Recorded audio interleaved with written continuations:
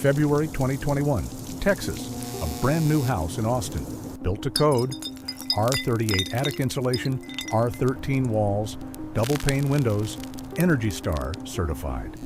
The outside temperature drops to -11 Celsius, 12 Fahrenheit, not even close to Scandinavian cold. Barely a cool autumn day in Norway. Within 18 hours, the inside temperature is 5 Celsius, 41 Fahrenheit.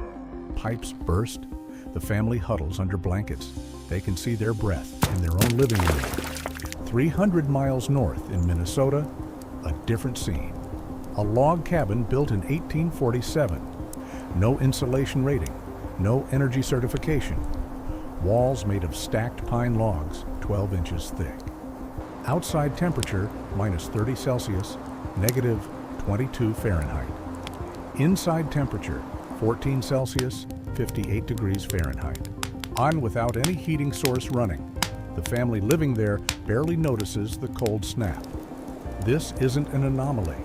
This pattern repeated across America during the 2021 polar vortex. Modern homes failed. Century-old structures held.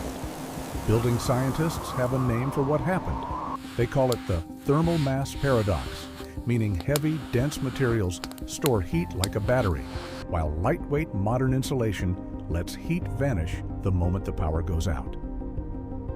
And the Vikings understood it 1,000 years before we gave it a name. Your R30 insulation is not keeping you warm. It's keeping you comfortable as long as the heat keeps running. The moment the power fails, modern insulation becomes a thin barrier between you and death. The log walls Vikings built, they become a battery. Here's the physics that modern building codes forgot. R value is the most misunderstood number in construction. First, what is R value? It's simply a number that tells you how well a material resists heat passing through it. Higher number, slower the heat escapes. Think of it like a wall's ability to say no to cold air trying to get in. Every homeowner knows it. Higher R value equals better insulation. R30 is better than R19. R49 is best of all. This is technically true and practically misleading. R value measures one thing, resistance to conductive heat transfer, meaning how slowly heat moves through a solid material from the warm side to the cold side. Touch a metal spoon in hot soup and the handle gets hot. That's conduction. R value measures how well a wall slows that process down. Some fiberglass insulation has an R value of roughly 3.2 per inch. Spray foam hits 6.5 per inch. Modern aerogel insulation can reach R10 per inch. A Viking log wall. Pine logs have an R value of approximately 1.25 per inch. A 12-inch log wall gives you R15. By R value alone, a 2x6 wall with spray foam insulation beats a Viking log wall by a factor of 3. So why did the spray foam houses freeze in Texas while the log cabins in Minnesota stayed warm? Because R value ignores 3 critical factors: thermal mass, thermal lag, and radiant heat dynamics. Let me explain each one in plain language. Thermal mass is a material's ability to absorb, store, and release heat energy, like a sponge, but for warmth instead of water. A heavy stone wall soaks up heat during the day and slowly releases it at night. A sheet of fiberglass can't soak up anything. Scientists measure this with something called specific heat capacity, which simply means how much energy does it take to warm up 1 kilogram of this material by 1 degree. The higher the number, the more heat the material can store. Air has a specific heat capacity of 1.0 kilojoules per kilogram Kelvin. Fiberglass insulation, 0.7. Pine wood, 2.3. Stone, 0.8, but with a density of 2,500 kilograms per cubic meter, meaning there's so much of it packed together that even a modest heat storage per kilogram adds up to enormous total storage. Here's what those numbers mean in practice. A fiberglass insulated wall contains almost no mass. It's 95% air trapped in glass fibers. When heat enters that wall, it passes through quickly. There's nothing to absorb it, nothing to store it. Imagine pouring water through a fishing net. It goes right through. A 12-inch pine log wall contains approximately 540 kilograms of wood per square meter of wall surface. At a specific heat capacity of 2.3, that wall can absorb 1,242 kilojoules of energy per square meter before its temperature rises by 1 degree. Imagine pouring water into a thick sponge. It holds. The Viking wall is a thermal battery. The modern wall is a thermal filter. Now, thermal lag. Thermal lag is simply the time delay between when the temperature changes outside and when you feel that change inside. If it gets freezing outside at midnight, thermal lag is how many hours pass before your living room starts getting cold. It's determined by the combination of R value and thermal mass working together. A standard modern wall, 2 by 6 studs, fiberglass insulation, drywall, has a thermal lag of approximately 4 to 6 hours. When the temperature drops outside, you feel it inside within 6 hours. A 12-inch solid log wall has a thermal lag of 12 to 18 hours. In some cases, over 24 hours. This is why the Texas houses failed so fast. When the grid went down, those houses had no stored heat to draw from. The thin insulation slowed heat loss, but there was almost no heat in the walls themselves. Within hours, the interior temperature equalized with the exterior. The Minnesota log cabin had been absorbing heat for weeks. Every sunny day, the interior warmed the walls. Every hour of wood stove operation, the walls absorbed energy. And that energy was banked, stored in 500 kilograms of wood per square meter. When the temperature dropped, the walls began releasing that stored heat. Slowly, over days, not hours. The cabin didn't need active heating because the walls were heating. The Vikings didn't have thermodynamics textbooks, but they had generations of observation. They knew that thick walls stayed warm longer. They knew that stone foundations held heat from summer into winter. They knew that a house wasn't just shelter, it was storage. Modern building codes optimize for one scenario: continuous mechanical heating. As long as the furnace runs, high R value wins. The moment the furnace stops, thermal mass wins. And the Vikings built for a world where furnaces didn't exist. A traditional Scandinavian longhouse wasn't built, it was engineered. Let's walk through the system. Foundation, the earth battery. Viking structures typically sat on stone foundations, sometimes extending 3 to 4 feet below ground level. Modern archaeologists initially interpreted this as purely structural, preventing the wooden walls from rotting in soil contact. That's partially true, but thermal analysis reveals another function. Below something called the frost line, the depth where the ground stops freezing, typically 4 to 6 feet deep in Scandinavia, ground temperature remains constant year-round. It doesn't matter if there's a blizzard above. Down there, the earth holds steady. In southern Norway, that underground temperature hovers around 7 Celsius, 45 Fahrenheit. In northern regions, closer to 3 Celsius, 38 Fahrenheit. A stone foundation extending into this zone creates thermal contact between the building and a massive heat reservoir. The entire earth becomes a temperature moderator. In summer, the ground absorbs excess heat from the building, keeping interiors cool. In winter, the ground provides a baseline temperature floor, preventing interior temperatures from dropping below 4 Celsius, 40 Fahrenheit, even without heating. Modern buildings sit on insulated slabs specifically designed to prevent ground contact. We've engineered away a free heating source. Walls, the thermal battery. The traditional technique was called lafting in Norwegian, interlocking horizontal logs with notched corners, like Lincoln logs, but at full scale. No nails, no fasteners. The weight of the logs themselves created the seal. But the key wasn't the joinery. It was the dimensions. Historical records and surviving structures show wall thicknesses ranging from 8 to 14 inches. This wasn't random, this was calibrated. An 8-inch wall provides approximately 12 hours of thermal lag, enough for daily temperature cycles. The wall absorbs daytime heat, releases it at night. A 12-inch wall provides 18 to 24 hours of lag, enough to buffer multi-day temperature swings. A 14-inch wall found in the coldest regions provides over 30 hours of lag, enough to ride out short cold snaps without any heating at all. The Vikings were building walls to match their climate's thermal cycles. The corner problem. Here's something modern builders still struggle with. Corners. In a modern frame wall, corners are what engineers call thermal bridges. Weak spots where heat escapes faster than through the rest of the wall. The studs, being solid wood, conduct heat faster than the insulation between them. If you point an infrared camera at a modern house in winter, the corners glow bright. That's heat pouring out.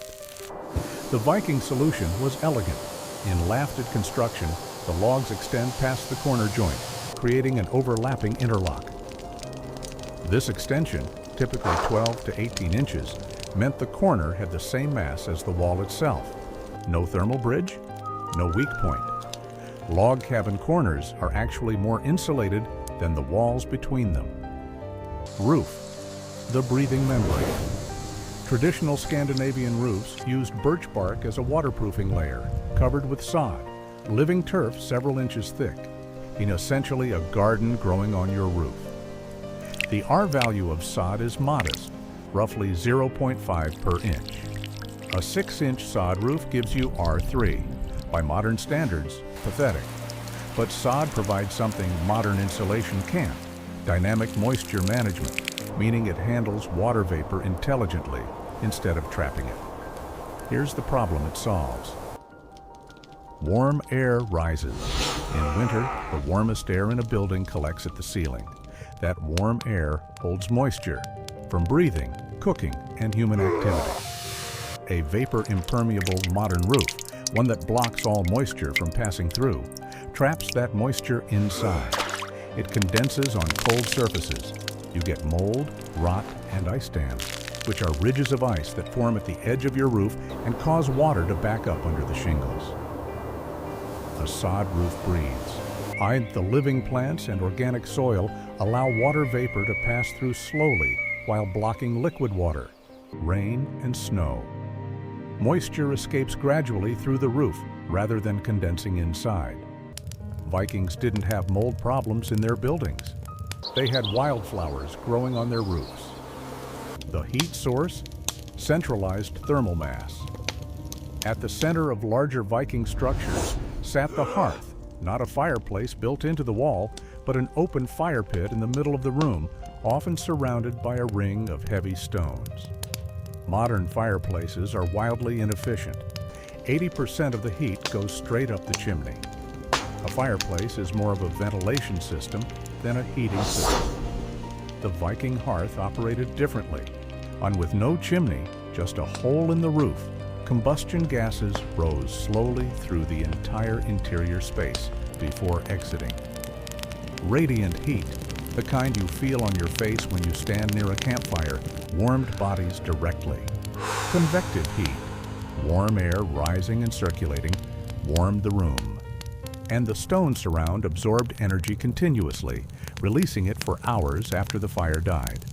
Stone has lower specific heat than wood, but much higher density, meaning a small volume of stone weighs enormously more than the same volume of wood.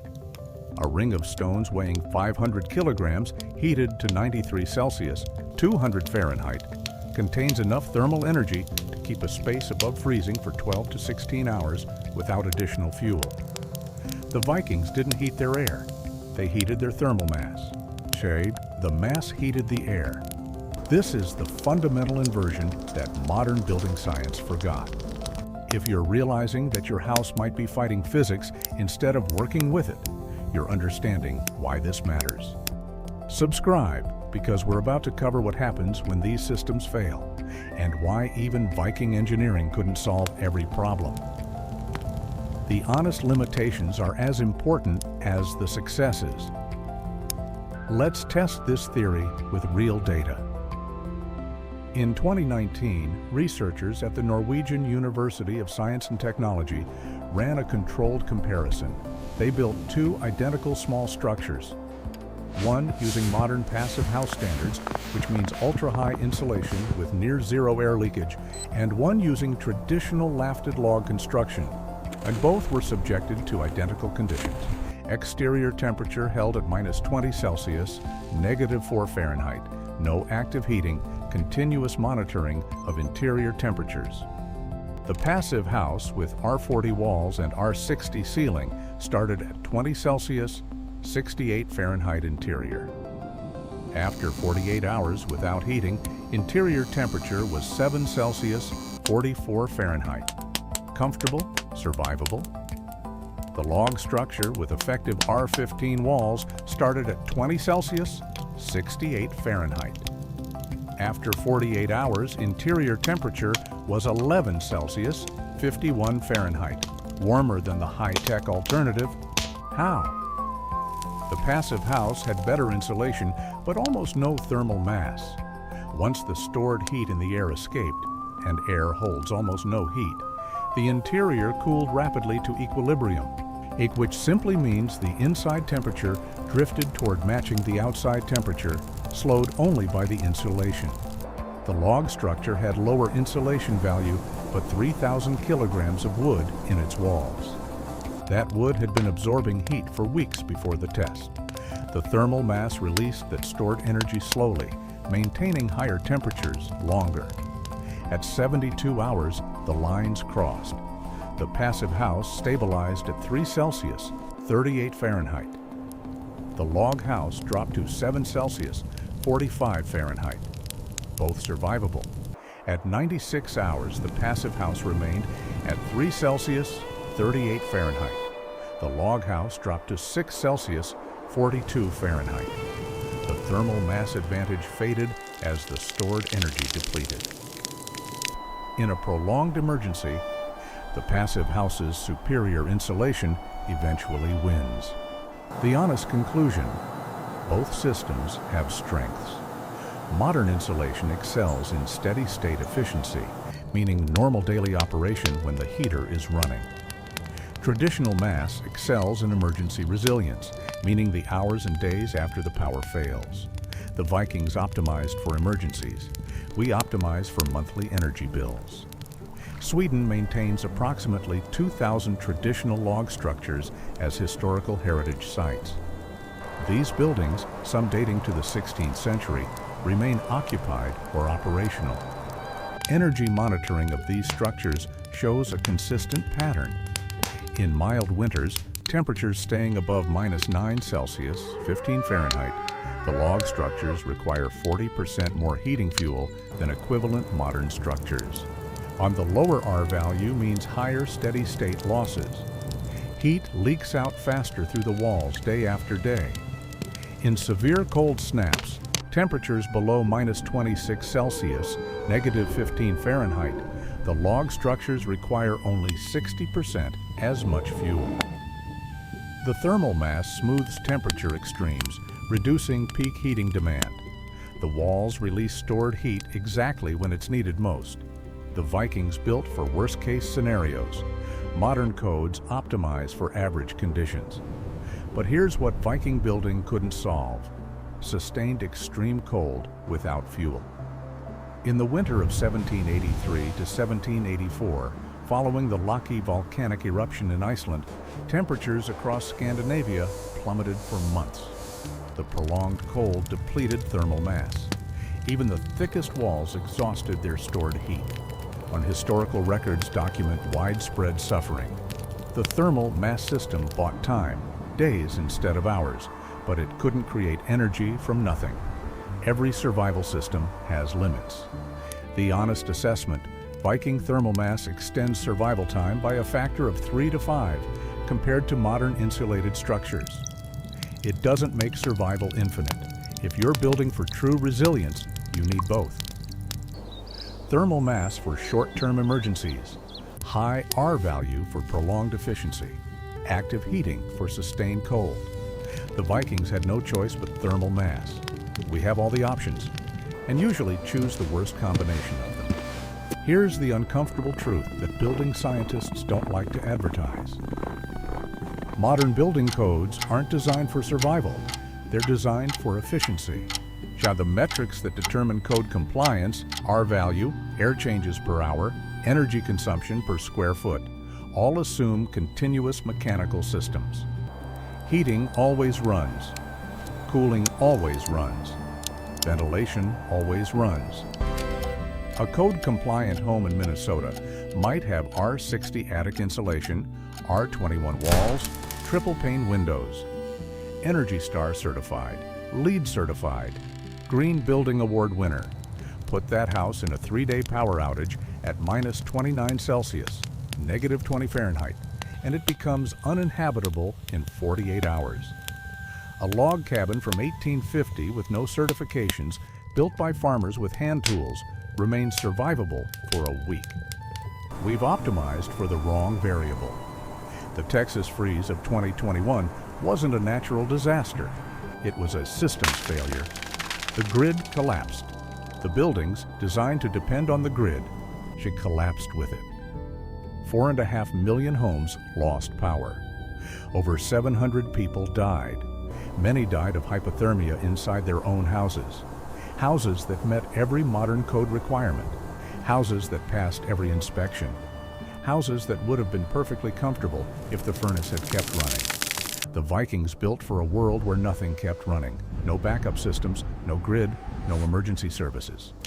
They built walls that worked whether the fire was lit or not. We build walls that work only when the meter is spinning. This isn't nostalgia for the old ways. Log construction has real disadvantages. Settling, where logs shrink and shift over time, creating gaps. Checking, where cracks form along the grain as wood dries. Insect vulnerability. Fire risk. Modern techniques solve real problems. But somewhere in solving those problems, we forgot the fundamental question: what happens when everything fails? The Vikings never forgot that question. They couldn't afford to. Modern architects are starting to remember. The concept is called thermal mass integration, combining high R-value insulation with interior thermal mass elements. The insulation reduces steady-state losses, the ongoing daily heat escape. The mass provides emergency buffering, the stored heat that keeps you alive when the system shuts down. Practical applications include interior stone or concrete walls. A single interior wall of 8-inch concrete block adds 3,000 kilograms of thermal mass to a standard home. Heated by normal operation over days and weeks, it releases that heat slowly during outages. Insulated concrete forms, used known as ICF construction, sandwich concrete between foam insulation layers. R value of 23 or higher, thermal mass of standard concrete, both advantages in one assembly. The foam stops heat from escaping. The concrete stores it. Earth-sheltered design, building into hillsides or berming, which means piling earth against exterior walls, creates thermal contact with ground temperature. The earth at depth stays at a constant 7 to 10 Celsius, 45 to 50 Fahrenheit, year-round. That constant temperature prevents freezing even without heating. Phase change materials. These are modern substances, often wax-based or salt-based, embedded in walls or ceilings that absorb enormous amounts of heat as they melt at a specific temperature, then release that heat as they solidify when the temperature drops. Yet think of it like ice melting in your drink. It absorbs heat to change from solid to liquid. These materials do the same thing inside your walls, providing thermal mass benefits without the crushing weight of stone or concrete. None of these are Viking technology. All of them apply Viking principles. The physics hasn't changed. Heat wants to move from warm to cold. Mass slows that movement by absorbing energy along the way. R value slows that movement by reducing conductivity. How easily heat passes through. Optimal design uses both. The Vikings couldn't add insulation to their thermal mass. They didn't have the materials. We can add thermal mass to our insulation. We just choose not to. Building codes could require minimum thermal mass standards. They don't. Energy ratings could account for emergency resilience. They don't. The mortgage lenders could value passive survivability, a home's ability to keep occupants alive without power. They don't. Until they do, every modern homeowner faces the same vulnerability that Texas families discovered. Your house is only as reliable as your grid. 1,000 years ago, a builder in Norway stacked logs for a farmhouse wall. He didn't know the term specific heat capacity. He didn't calculate thermal lag in hours. He didn't measure R value per inch. He knew that thick walls stayed warm longer. He knew that stone foundations kept floors above freezing. He knew that the fire's heat went into the stones, and the stones gave it back through the night. He built for the worst night of the worst winter. He built for the fire going out. He built for survival. Today, we build for average conditions and pray the grid holds. The physics hasn't changed. A kilogram of wood still holds the same energy it held in 900 AD. Heat still moves from warm to cold at the same rate. Mass still absorbs, stores, and releases. What changed is what we optimize for. The Vikings optimized for resilience. We optimize for efficiency. The Vikings built for failure. We build assuming success. The Vikings asked, what happens when everything goes wrong? We ask, what's the minimum required by code? Your R30 insulation is not wrong. It's incomplete. A house should be a shelter, a refuge, a place that protects you when systems fail. Or it should be what we've built instead, a machine that requires constant power to remain habitable and transforms into a freezer the moment the grid fails. The Vikings knew something we've forgotten. Walls don't just keep cold out, and they store warmth in, and in that storage, they gave survival a chance. If you want to see how Vikings applied this same thermal thinking to food preservation and why their methods kept meat edible for years without refrigeration, watch the video on screen now. The science of preservation will change how you think about your own kitchen.